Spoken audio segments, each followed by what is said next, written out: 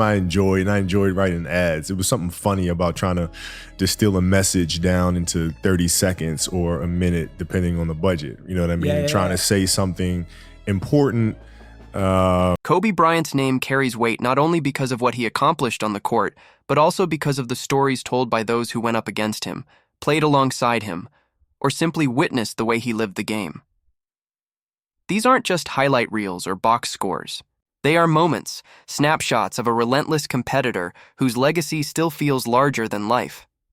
And when NBA legends tell their Kobe stories, what emerges is not just the image of a great player, but of a man who carried himself with an intensity that made everyone stop and take notice. Allen Iverson remembers one of those moments vividly, a night in Denver when the Nuggets dared to provoke the quiet assassin. For most of the game, Kobe had stayed silent, almost indifferent until Kenyon Martin started jawing at him, poking at his pride. Iverson sat courtside, already sensing what was coming. He had seen enough of Kobe to know that silence was never weakness. It was patience. Trying to speak to the, brand attributes, but also speak to something that's greater and that has a stronger message, stronger philosophical message. And how do you connect those dots? When Martin pressed too far, the storm broke loose. Kobe exploded in a way that only he could, scoring at will from every spot on the floor, raining buckets until the game was his. Iverson recalled it like watching a natural disaster unfold, helpless against its force. As Iverson put it, they shook the tree and the mamba fell out. Kobe finished with 49 points that night, and Iverson never forgot the lesson. Don't wake the beast unless you're prepared to be eaten. Baron Davis tells his own story, one from the quieter, in-between times of Kobe's career. During the 2011 lockout, Davis, still recovering from knee surgery, found himself at UCLA, casually rebounding shots for Kobe. At first, it was simple. Light closeouts, a conversation, the kind of drills players do just to stay sharp. But with Kobe, nothing ever stayed light. Slowly, it escalated into a full one-on-one battle, Davis pushing despite his injury. The metaphor that sports has for life. I mean, sports is the greatest metaphor we have in terms of dealing with life. Because, even if you listen to music will give you guidance. Kobe pushing back harder. Before long, the entire gym stopped practicing, transfixed by the duel. Davis remembers walking away feeling like he had stepped into Kobe's world, even for just a moment, and realizing that everything with him, whether it was practice, a pickup game, or a casual drill, was war. Sasha Vujacic, who played alongside Kobe on those championship Lakers teams, remembers something else, the sheer obsession that defined him. For Kobe, greatness wasn't a goal, it was oxygen. Sasha recalls how Kobe calmed him down as a rookie, guiding him with a quiet word, but also how that mentorship came with a demand. You either matched Kobe's intensity, or you got left behind. There was no middle ground. It was why, as Sasha put it, so many players hated or envied Kobe because he refused to bend, refused to be anything less than relentless. He could play the role of big brother, but only if you were willing to walk through fire beside him. Right? That you can then meditate on and think about how you would apply it. In sports, you have to apply it in the here and now. I mean, you're faced with challenges moment to moment. John Sally, a veteran, by the time he played with Kobe, describes him as scary good. He remembers dinners at TGI Fridays and watching film in hotel rooms before Kobe became untouchable, before the stardom turned those simple nights into impossibilities. Sally recalls how Kobe did everything with urgency. He entered the league young, married young, and even spoke of retiring young. There was an edge of impatience, a refusal to wait on life to deliver what he wanted. More than that, Sally points to Kobe's decision to skip college altogether. It wasn't about ego, it was about opportunity. Kobe knew Michael Jordan was nearing retirement, and he refused to miss the chance to face him. That kind of foresight, that kind of determination, was Kobe in a nutshell. He wasn't just prepared for greatness, he demanded it. Tracy McGrady has his own legendary tale, one that's half memory and half myth. On a training trip to Paris in 1998, that comment did for me in terms of giving me stability and giving me confidence to say, okay, it's okay to fail because you're going to be loved. The two young stars worked on footwork, repetition, and skill. but somehow the story grew into a fabled one-on-one showdown. Kobe would later claim victory, boasting he had beaten McGrady handily, though McGrady swears they weren't even keeping score. "Damn, you was keeping score. You was playing against me and I didn't even notice," he laughed years later.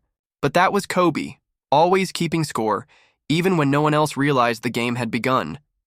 It was a mind game as much as a memory, and McGrady admits that Kobe loved testing people that way, bending reality to fuel his competitive fire.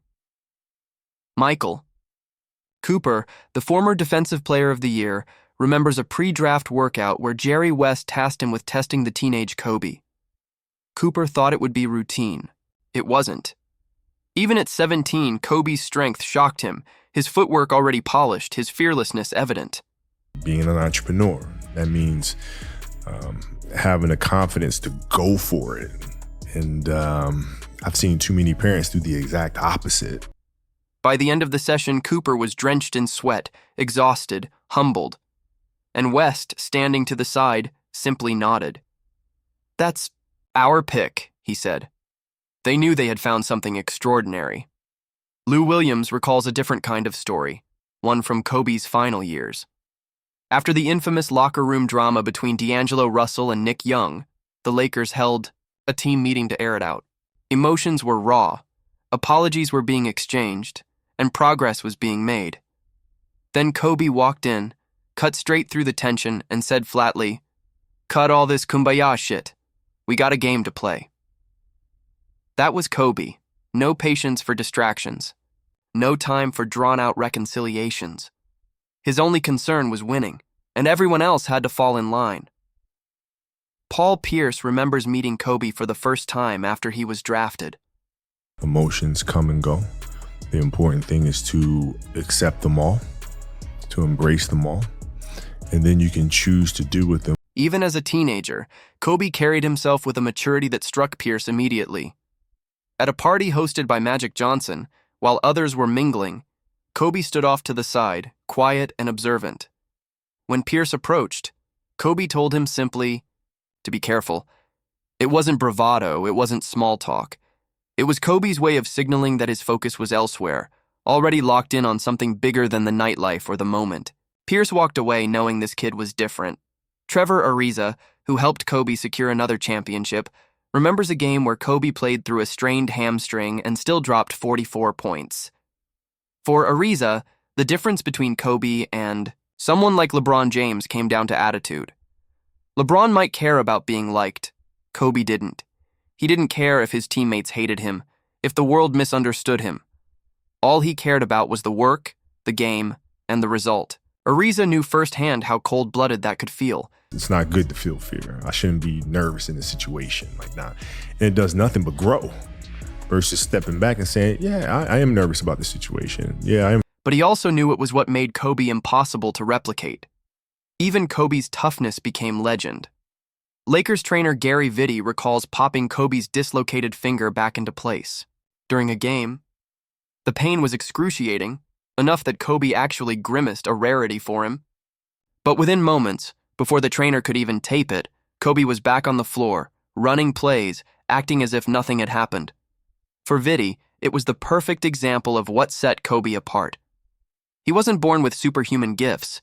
He built himself into a legend through willpower, repetition, and a refusal to quit. And then there's Tony Allen, the defensive specialist who earned a rare compliment from Kobe himself. Allen recalls how Kobe would sometimes taunt him during games, turning his back and daring him to shoot, a tactic designed to crawl under his skin. It was the most discouraging defense he'd ever faced, not because Kobe blocked the shot, but because he challenged his pride. Yet despite the psychological warfare, Kobe later admitted to Allen privately, "You were the toughest defender I ever faced."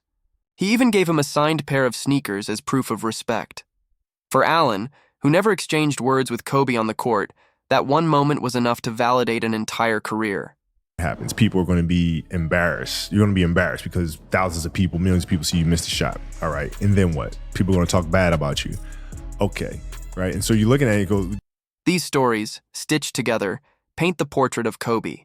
Bryant in ways no stat sheet ever could.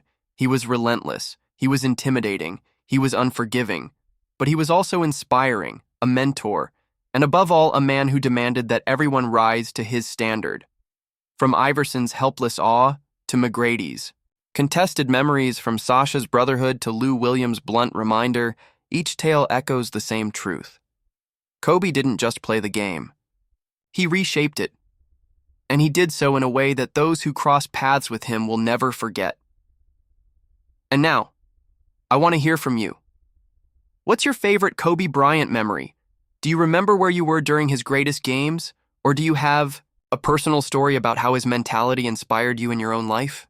Drop your thoughts in the comments below, and if you enjoyed reliving these legendary moments, don't forget to like the video, subscribe to the channel, and hit the bell so you don't miss more deep dives into the stories that shaped the game. After all, Kobe's legacy isn't just in the championships or the records, it's in the countless stories that prove the Mamba mentality will never die.